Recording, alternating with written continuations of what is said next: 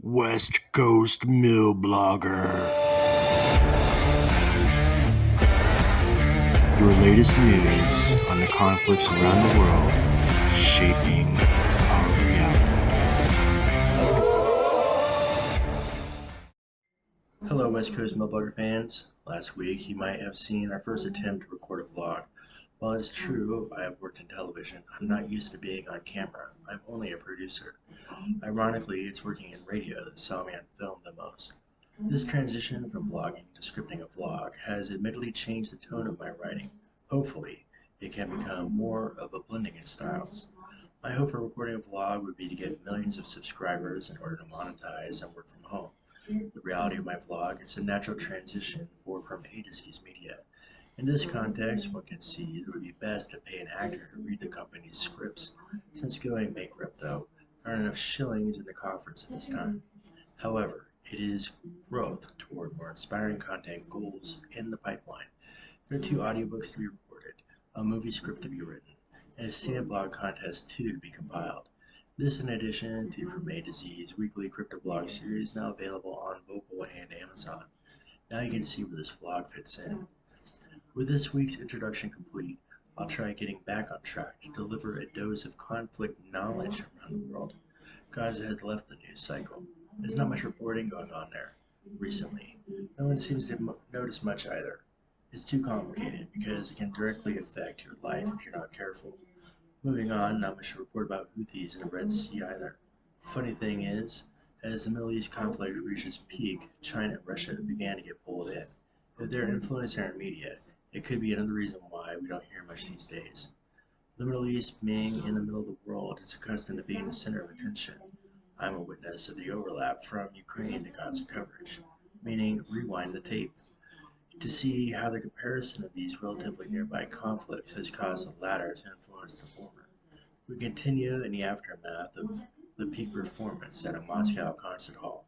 Russia and Ukraine try to continue as normal, while the branding assigned to these countries has gotten puzzling. At first, it felt like rallying for freedom.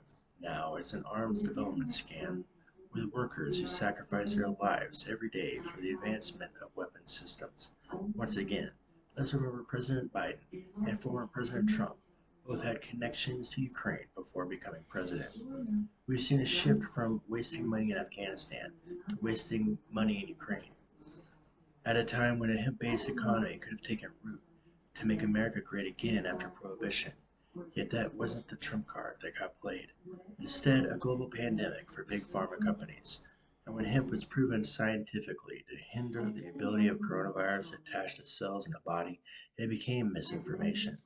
Then, soon after dramatic change in political leadership, new vaccines arrived at warp speed to be forced inside our bodies. Now we keep hearing about side effects. The point being, Putin 2.0 has now committed a 9/11. He has torn a page from President Bush's playbook, only he's being upfront about it. While Bush never gave in to conspiracy theories, this last week Putin 2.0 showed us his hand. Not only did he give in to intelligence, placing the blame on ISIS, he let the world know he knew beforehand about the attack.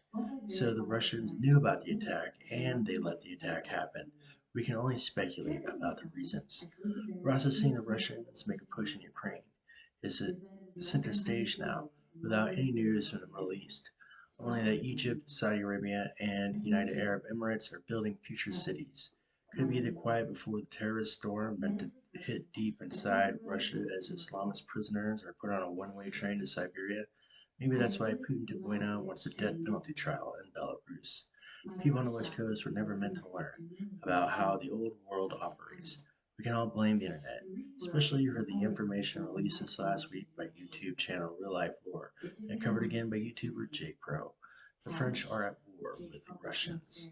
A secret French empire kept in place across Africa has collapsed.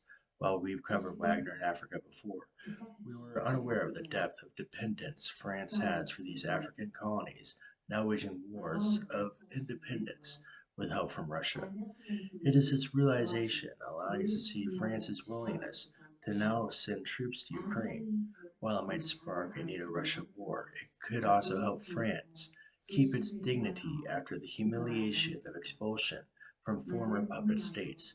Just wait until next week. Thank you.